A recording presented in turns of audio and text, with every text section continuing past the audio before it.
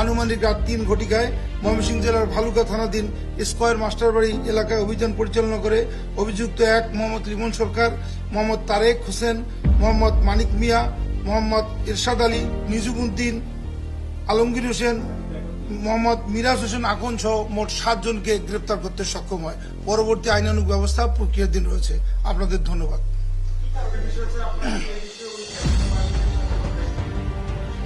হ্যাঁ, ফ্যাক্টরির কর্তৃপক্ষের ফ্লোর ইনচার্জ এবং ওখানকার ম্যানেজারকে আমরা অ্যারেস্ট করেছি, কারণ ঘটনা সূত্রপাত 4টার সময় এবং এই ফ্যাক্টরির ফ্লোর ইনচার্জ তাকে ইস্তফা দিতে বাধ্য করে এবং ইস্তফা দেওয়ার পরে উত্তেজিত জনতার কাছে সে হ্যান্ডওভার করে দেয়। পুলিশের কাছে কেন হ্যান্ডওভার করেনি এবং তার নিরাপত্তা কেন নিশ্চিত করেনি, সেজন্য সংশ্লিষ্ট কর্তৃপক্ষ যে পায়োনিয়ার নিটি ফ্যাক্টরির 2 জন এমপ্লয়িকে আমরা অ্যারেস্ট করেছি। এই 7 জনের ভিতরে 2 জন এমপ্লয়ি আছে। ইস্তফা দিতে বলেছিল যে স্থানীয় জনতা সে নাকি মহানবী, হ্যাঁ তখন ভিতরে ছিল, ওই মহানবী সাল্লাল্লাহু আলাইহি সাল্লাম নামে কটূক্তি করছে এবং লোকজন তাকে প্রেসার ক্রিয়েট করতেছিল, সে এখানে থাকতে পারবে না, সেজন্য তাকে ইস্তফা দিতে বাধ্য করছে। যে অভিযোগটা নিয়ে হত্যা করা হলো, এরকম অভিযোগ কেউ শুনেছে বা কটূক্তি করেছে, কারা শুনেছে বা কোথাও এই জিনিসটা খুবই অস্পষ্ট। আমরা বারবার চেষ্টা করেছি জানার যে কাকে বলেছে, কি বলেছে, এটা কিন্তু কেউ বলতে পারেনি।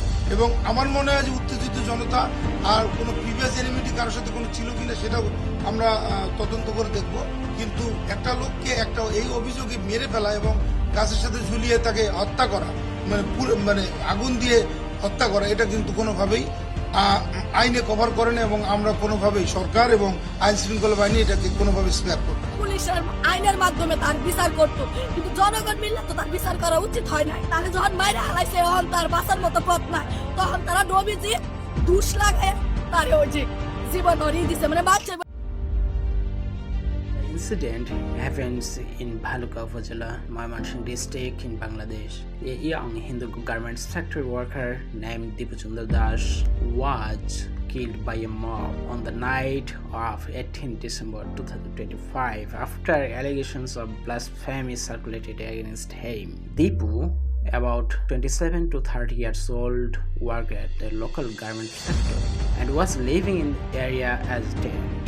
An angry crowd accused him of making derogatory remarks about Islam, but no verified audio or video evidence supporting these allegations has been confirmed. According to police and media report, a mob confronted and beat Deepu Chandra Das to death on the factory premises. After killing him, the attackers tied his body to a tree and set it on fire. In some accounts, the partially burnt body was later moved to the Dhaka-Mymensingh highway and set on fire again, causing panic and blocking traffic before police restored order. Police later recovered the body and set it for autopsy at Mymensingh Medical College Hospital. By this time, the Rapid Action Battalion arrested at least 7 suspects believed to have been more involved in the lynching. That is the questions whether Deepachandra Das and his family were likely to get a fair and justice, which many people are questioning too. Thanks for watching this video. Thank you for giving your valuable time.